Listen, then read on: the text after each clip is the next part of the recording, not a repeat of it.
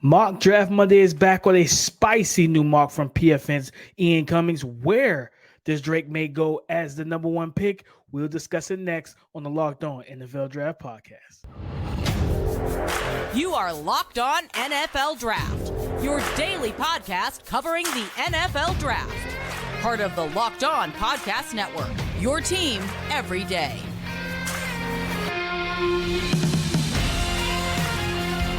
What's up, Locked On family? Let's get locked in. Welcome back to the Locked On NFL Draft Podcast, your daily podcast covering your favorite draft prospects, part of the Locked On Podcast Network, your team every day. I'm your boy, Damian Parson, always on the ones and twos. You can find and follow me on Twitter at DP_NFL. I'm a national scout over with the Draft Network and your favorite and local running back guru. And as always, Mr. LSU, the champ himself, my guy Keith Sanchez is here rocking with me like always, Monday through Friday. You can find and follow him on Twitter as well at The Talent Code. Keith, talk to him, baby. What's up, Locked On family? This is Keith Sanchez, senior draft analyst with the Draft Network, man, in 2019 national champ with the LSU Tigers, man. And we're here, myself, Damian Parsons, the dynamic duo, to bring you championship level content surrounding the NFL draft, man. We in the dog days of June, right? We're grinding out the summer, but guess what, man? We still have mock draft Monday in full effect, right? It's never too early for a mock draft Monday, DP. So let's kick this thing off, man. We have our guy from Pro Football Network, Ian Cummings. He dropped the mock draft, and this one got started right from the beginning. But DP, I'm gonna let you go ahead and kick it off. Read off the picks, man, so our people, our family, they can hear them, and then we're gonna pick like, okay, that was a standout situation to me. Let's get into it. This episode is brought to you by FanDuel Sportsbook, the official sportsbook of the NFL. Make every moment more. Visit FanDuel.com/locked-on today to get started. Let's do it. So, family, let's get it started. Pick one, first on the board, the Atlanta Falcons trade up with the Arizona Cardinals for quarterback Drake Maye from North Carolina. Number two, the Arizona Cardinals with their original pick, that was the Houston pick. And number one, they select Marvin Harrison Jr., wide receiver from Ohio State. Number three, the Indianapolis Colts select Jarrett Verse, edge from Florida State. And number four, the Tampa Bay Buccaneers looks like is that a trade up with the Tennessee Titans? I think they had the Titans pick, if I'm not mistaken. They select Caleb Williams. So Caleb Williams is QB2. We'll discuss that a little bit, from USC. Number five, Chicago Bears selecting defensive tackle from LSU, Mason Smith. Number six, this trade down for the Cardinals. They go offensive tackle back-to-back drafts. J.C. Latham from Alabama. Number seven, it was a trade. Tampa Bay traded up with the Tennessee Titans. Tennessee selecting with Tampa Bay's pick, Emeka Egbuka, wide receiver from Ohio State. The Washington Commanders at 8. They select quarterback of the Texas, Quinn Ewers. Number 9, the New England Patriots selecting Joe Alt, offensive tackle from Notre Dame. At number 10, the Los Angeles Rams select Kool-Aid McKinstry, cornerback out of Alabama. Keith, what stood out to you? Every pick stood out, DP, but nah, I'm going to start with the very beginning, man. First of all, this was a wild mock draft. This was amazing. This is wild right here, but I'm going to go with number one, right? Because number one means the most. At the end of the day, what I'm talking about from the most perspective, meaning that if the Atlanta Falcons moving up to number one, right, I'm going to assume that they didn't have a pretty good year. You know what I'm saying? That's the first thing. They didn't have a good year, so that means Arthur Smith is fired. And they're signaling Desmond Ridder is not the guy. That means Terry Fontenot, the general manager, is out the door. So Ian is predicting with this mock draft, there's high volatility within the Atlanta Falcons. I think the facility is in Flower Springs, Georgia, or something like that, or Flowery Branch, one of the two. I know it's something like that, right? Something with flowers. Yeah, something with flowers, man. But he's predicting a lot of volatility within that organization. So, I mean, the Atlanta Falcons won't be good this year. And then they're going after Drake Maye, DP. So they're making a decision to go after Drake Maye instead of Caleb Williams. How do you feel about that? Man, I mean, that's a little bit of a shock, because at the end of the day, like you said, everything adds up to there's going to be a whole new regime in the front office. New GM, new head coach, because there's no way in the world that Arthur Smith is about to run that same offense with another new quarterback. Like, you got to get them out of town. You know what I mean? No matter how much respect you have for him. But to select Drake Maye over Caleb Williams. I think the biggest thing is when you look at those two guys, and I think we've talked about them off air, just as from a scouting perspective, Drake Maye is a little bit of a cleaner prospect within structure than what a Caleb Williams is. And for a lot of people who have watched Caleb since high school, he's been this way, like really prone to play out of structure. That's hard to coach out of a guy, right? That was what a lot of scouts had. They had some trepidation about Mahomes because they didn't know if you could coach that out of him.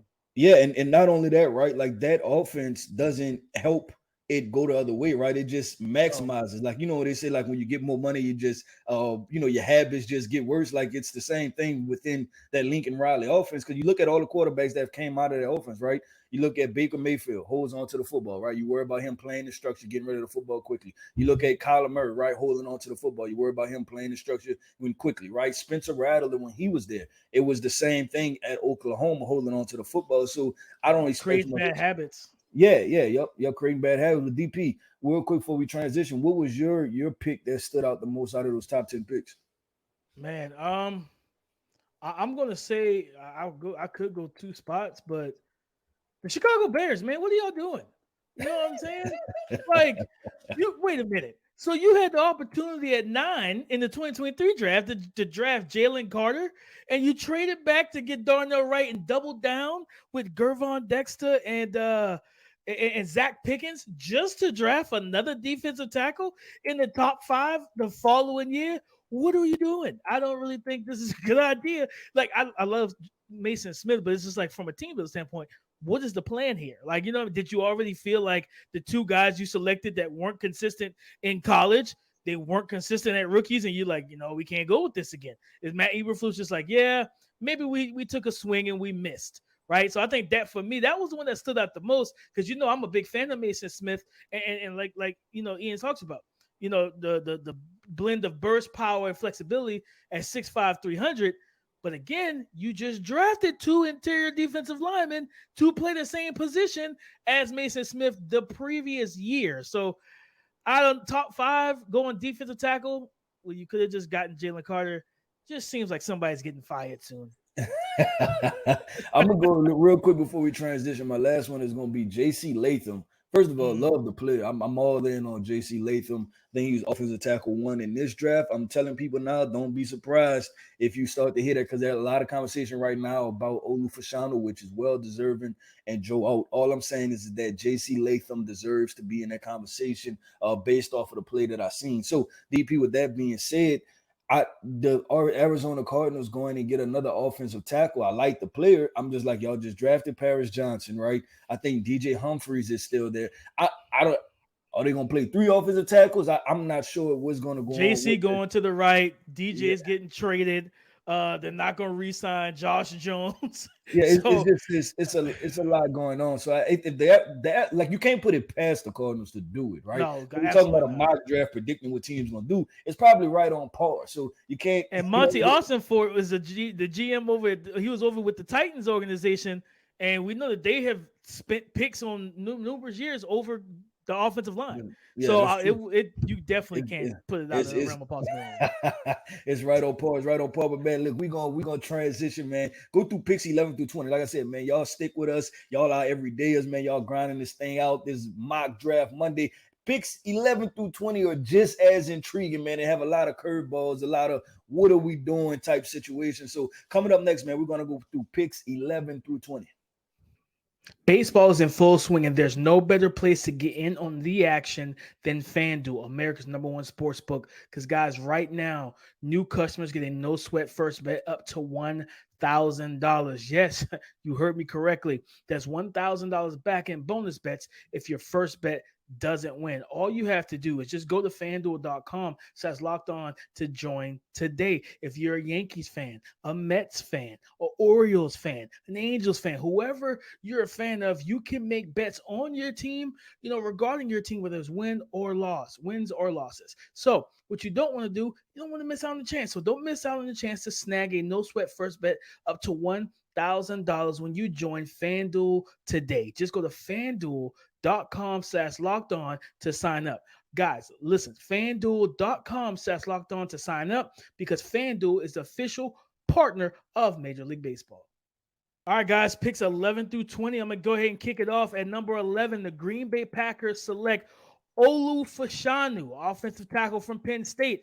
At number 12, the Chicago Bears. I think one of those picks, was from the Carolina Panthers.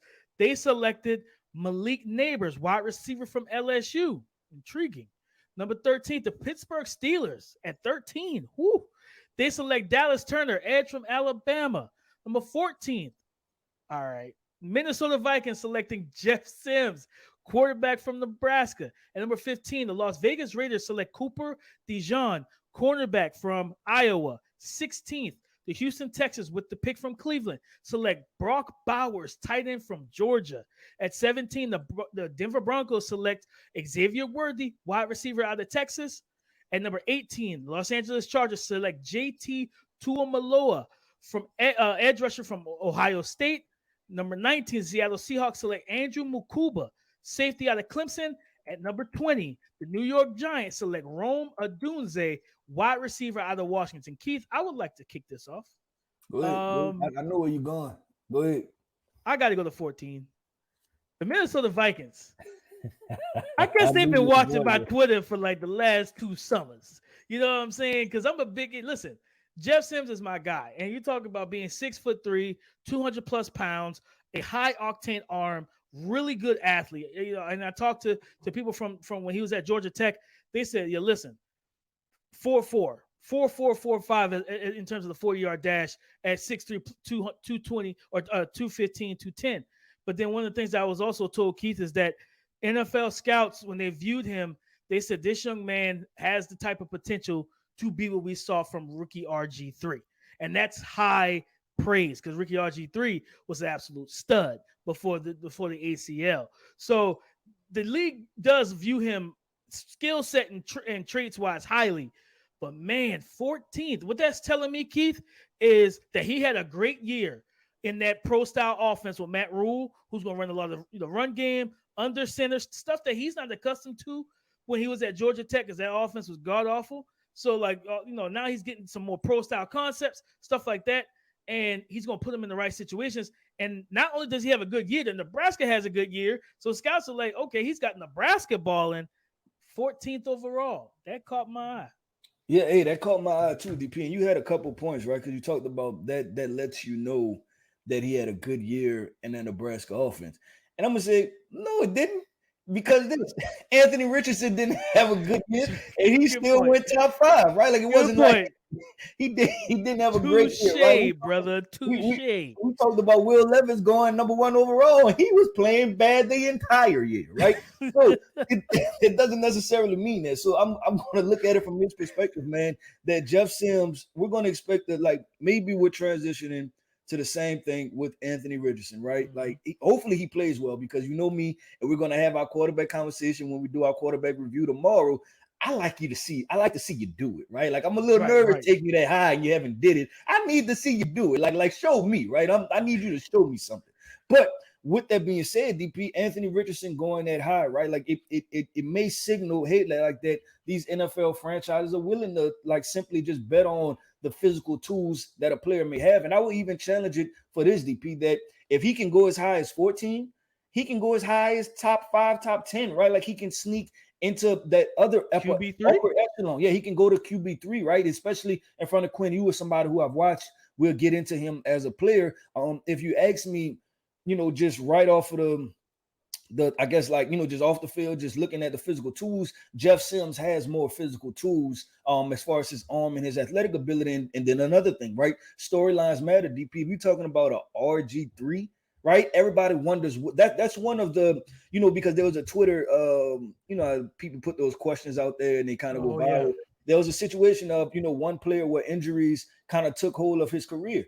That's RG3, right? Would have, could have been. And I know if you're a Washington Commanders fan, you're sitting there man, I wonder what could have been with that situation. So I agree that was a standout pick. I wonder if our guy Ian is on something. DP, I know you said it first, right? That, Jeff Sims, you buying in on it. Let's see what it looked like with Nebraska. Right. My guy, right? Not my guy, my pick. Let me say my pick would be the Denver Broncos taking Xavier Worthy. Mm-hmm. I like the pick. I mean, I like the player. The pick, Don't y'all have enough sub 175 pound, 5'10" fast wide receivers? Like that's half of your wide receiver room, right? You're talking about KJ Hamler, you're talking about Jerry Jeudy. Now you're going to add in Xavier Marvin Williams. Mims. Yeah, and I forgot about Marvin Mims. So now you're going to go with Xavier Williams. Like everybody on your wide receiver room, they look exactly alike. The exact same size, exact same height, exact same weight. Like this is crazy. So maybe they feel Russell Wilson, you have a lot of small targets to get the ball to, but bunch of Tyler Lockett's. Yeah, a bunch of Tyler Lockett's, right? They say you like Tyler Lockett. How about 4 of them, right? So if that's the situation, DP, I like the player. I just think it's rather interesting fit, right? Because you always talk about building your team like a basketball team, right? And I believe in versatility, right? Like I don't need every single thing, but I want a little variety, right? Like I need to see something different. So you want something different, and that's not different. That's the same exact thing. So, like I said, I continue. I like the player. DP is just the fit. We have to talk about the Denver Broncos and the rest of the roster. Is there anybody else, DP, when this picks 11 through 20 that kind of jump out to you? Oh man, it's number 16. CJ Stroud, the stock is up, baby. I was going to bring that up. Let me go ahead and throw some dollars on his stock right now, because to get Tank Dell last year, John Mechie, Nico Collins is there. The one thing that they don't have truly, they signed Dalton Schultz, I think, to a 1 or 2 year deal, but we know that he's just a serviceable guy. You get a Brock Bowers, you get yourself a weapon. And we kind of talked about him in Friday's episode when we talked about the tight end prospects. We're not talking about him specifically, but in that discussion about just the evolution of the position. He may not be the most devastating blocker, but he could be a high octane passing option. And with CJ Stroud, I think that would be absolutely tremendous to put him in that situation, put Brock Bowers in that offense and basically that's giving D'Amico Ryans his George Kittle. Like, no, you took the words out of my mouth. I was about to call this in front the Locked On family and say, be prepared for the George Kittle to Brock Bowers comparisons. They are going to come. I see it, and just wait. We haven't even gotten to the college football season yet. We're nowhere near draft season, but be prepared for that to come a lot. DP, and I think it's the exact replica, right? And not only that, they still have Dalton Schultz, and I believe they have Brevin Jordan on their roster too. So that will give them a three tight end, right? You have Damian Pierce, this offensive line. They continue to invest in that. What they drafted another big guard. I can't remember. Was it Osiris Torrance? I can't remember. They drafted another big interior offensive lineman to pair with Kenyon Green. So, you talk about this roster. They're really overturning this thing, and they're making, like, if they go get this, they're telling you, hey, we're basically replicating what we did with the San Francisco 49ers, which makes a lot of sense because their offensive coordinator, he came from the San Francisco 49ers, and then you add in John Mechie. Drew Scruggs. I'm going to continue to talk about Xavier Hutchinson, right? The wide receiver that got in the 7th round. Don't know why he fell to the 7th round. So they have a Tank Dell. So they have a lot of weapons with this Houston Texans roster. So DP, I agree with you 100%. But look, man, that was picks 11 through 20, right? Like I said, this thing is flooded with wild picks throughout. I looked at it last night. I was scratching my head. I actually stayed up extra 20 minutes like, what is going on? But we're going to continue to flow this thing, man. Picks 21 through 32. Pro Football Network's Ian Cummings, he dropped his mock draft for 2024. Man, this thing's exciting throughout. Let's get into it, DP. Let's bring it home, guys. We have picks 21 through 32, and let's kick it off. The New Orleans Saints select Oronde Gadsden II, wide receiver, tight end out of Syracuse. Coming up, pick 22, the Miami Dolphins select Michael Hall Jr., defensive tackle from Ohio State. Pick 23, the Jacksonville Jaguars select Chop Robinson, edge out of Penn State. Pick 24, the Baltimore Ravens select Jerzon Newton, defensive lineman out of Illinois. Pick 25, Detroit Lions selecting Kalyn King, cornerback out of Penn State. At 26, with the Jets pick, the Green Bay Packers select Rod Moore, safety out of Michigan. At 27th, the Dallas Cowboys select cornerback Denzel Burke out of Ohio State. Buffalo Bills at 28 select Kingsley Suamataia, offensive tackle out of BYU. 29, the Cincinnati Bengals select Will Shipley, running back out of Clemson. At 30, the Philadelphia Eagles select Braylon Trice out of Washington. 31, The San Francisco 49ers select Jordan Morgan, offensive tackle out of Arizona. And at 32, the Kansas City Chiefs select Omar Speights, linebacker out of LSU. Keith, who got your attention? Oh man, who that nation, man? Y'all keep doing it to me. You keep doing it to me. Listen, this is the thing. When it comes down to the New Orleans Saints, we are always lock in step, right? When it comes down to team needs, right? I look at the team, I watch the team, and I say, you know what? In the draft, y'all need to go get this position, right? Y'all need to address this position. This is where we go left, DP. We are so far off on positional rankings as far as who they like versus who I like. Like they did it to me in the 2022 draft, right? Like I addressed, right? Remember, DP, this whole time, even when they got the other first round, everybody's like, oh man, they may go up and get get a quarterback. I'm like, they're not getting a quarterback. They like Jameis Winston. They're going to go offensive tackle and they're going to go wide receiver. They just didn't pick the players that I like, right? Which is okay. Chris Olave, he was a good football player. I like that. When Trevor Penning, we're still trying to figure out, how he develops into being an offensive tackle. This upcoming year, they need to address the edge position, the running back position. They didn't necessarily go with the players I like the most, right? Which they still can develop to be productive. So like I said, we're lock and step, but we also on two different pages at the same time. Rondo Gadsden, this high. I just don't know if you already have this in A.T. Perry, who you just drafted, another 6'4", 6'5" wide receiver. And that skill set, I think we're going to find out throughout this draft because there's so many guys. Like, I don't know if we've seen Johnny Wilson get drafted yet. No. In this mock draft, we haven't seen him. I would much rather you go with that selection because I like what I've seen more out of Johnny Wilson more than Oronde Gadsden. Yeah, no, I agree with you, Keith. You just may be just giving yourself two of the same thing. And I would say that probably A.T. Perry long speed because his stride shows up more on tape than the speed of Oronde Gadsden. So that's why some people view him as a tight end because he may not be able to separate the way you want him to against NFL cornerbacks as a full-time wide receiver. I think that the one that stood out to me, Keith, was number 25. The Detroit Lions going corner getting Kalyn King. After trading away Jeff Okudah, yes, they brought in Cam Sutton and Emmanuel Mosley. But like getting Kalyn King, who watching him, I watched him a whole game, and I watched Marvin Harrison and Emeka Ibuka. This is a talented cover corner. And you see he's not Devin Witherspoon where he's laying big time safety hits from corner, but the same type of trigger and processing where you're throwing them quick bubble screens and different things like that. This kid can read from depth and come downhill.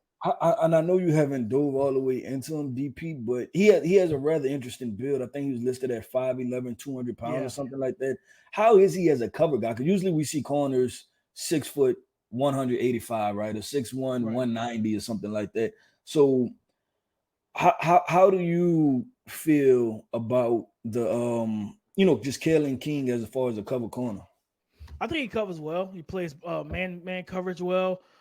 He plays up close on the line of scrimmage in terms of tight press and press man alignment, as well as kind of flat-footed off man and reading route concepts. He also plays zone too. So I think he's a versatile guy that could also kick down in the slot if you need him to. Like if you're a team that does, if those two guys on the outside, if Cam Sutton and Emmanuel Mosley impress you well enough to where they're solidified as outside corners, you could throw Kalyn King into the slot if you really have to, or you could reverse it and put Cam Sutton back in the slot where he's more accustomed to playing anyway, and letting Kalyn King play on the outside and be your outside corner. I think he covers well, and this was one that I really like if it was to transpire because that would give Aaron Glenn a young, healthy, because it was like, Emmanuel Mosley has dealt with some injuries. A young, healthy, competitive corner that absolutely can play inside and out. Yeah, I'm gonna finish this up, DP, with one other guy on my end, and I'm gonna go at pick 32. And I know it's pick 32 in the Kansas City Chiefs, so I guess they're gonna win the Super Bowl again. Right. Compared to this mock draft. And it's Omar Speights. And Omar, I just don't necessarily love. And I think the Kansas City Chiefs, and it's more so, I'm gonna be critical of the Kansas City Chiefs, right? Because I like the combination of Nick Bolton and Willie Gay. And in his excerpt, I'm pretty sure he talked about, Willie Gay and Drew Tranquil being on expiring contracts. This is what you do, Kansas City. You go sign Willie Gay back, right? Like you sign him. That's what happens. You go sign him back. You hit on a couple of draft picks. So you go back and you sign Willie Gay. You have Nick Bolton, and then now you continue this young 1-2 punch with, honestly, DP, I think it's underrated, man, but it's probably a top 7, maybe top 5 linebacker duo in the NFL. You think about the San Francisco 49ers, you think about the Tampa Bay Bucks. There's a couple other teams where, there's great linebacker play. They have duos that go together. I think the Kansas City Chiefs have one of the better ones. So that, because I like Omar Speights, DP, but I like him more from what I've seen at Oregon State. I like him more in the third-ish round versus the back end of the first. No, I'm with you, kid. I'm with you. And then one quick shout out, 29, the Cincinnati Bengals getting Will Shipley. I think that's a great situation for Will Shipley to fall to. You know what I mean? The weapons that they have there, Joe Burrow and Will Shipley, is a versatile. He's a route runner out of the backfield, so he can make plays in the passing game as well as run the rock. I think that's a good fit. Will Shipley, the running back from Clemson, right? Mm-hmm. Speaking of Clemson, man, we're going to Damian Parsons, the host of the Locked On Clemson podcast, man. So I'm glad you was able to point him out. But now, man, very talented football player, DP. I like Will Shipley also, just as a football player, how he, gets the job done and everything. And that, like you said, just that pairing with, being with Joe Burrow, the rest of those guys, he's definitely going to have the running lanes to make some things happen. 100%. And pair well with Chase Brown, who I believe they got late in the draft, in the 2023 Forgot about Chase. Draft. So they have a nice two-headed monster, cheaper contract to deal with Joe Mixon's contract and all the other stuff that comes along with Joe Mixon. But guys, man, listen, that's Mock Draft Monday, ladies and gentlemen. Shout out to Ian Cummings, man, for this spicy. It's a 2-round mock. Man. Shout out Ian. The content you gave us was tremendous, brother. We appreciate you. It's a 2-round mock. I'll drop the link for those who want to read it. You can check it out on the YouTube description. The link will be in there. But as always, guys, we appreciate y'all. Thank y'all so much, as always, for tapping in with us. Go subscribe and follow for free on YouTube or wherever you listen to podcasts. Get the latest episode as soon as it's available. Thank y'all for making Locked On NFL Draft your first listen today and every single day. I think Keith talked about it earlier. We're going to get into a quarterback review, maybe some of the 2024 prospects, because we've already dove into the tape from summer scouting. So maybe we tap into that on tomorrow on our Tuesday show, guys. But in terms of Twitter, you can find and follow Keith Sanchez at The Talent Code. You can find and follow me, Damian Parsons, at DP_NFL. Come and join the conversation again tomorrow on the Locked On Podcast Network. Your team every day.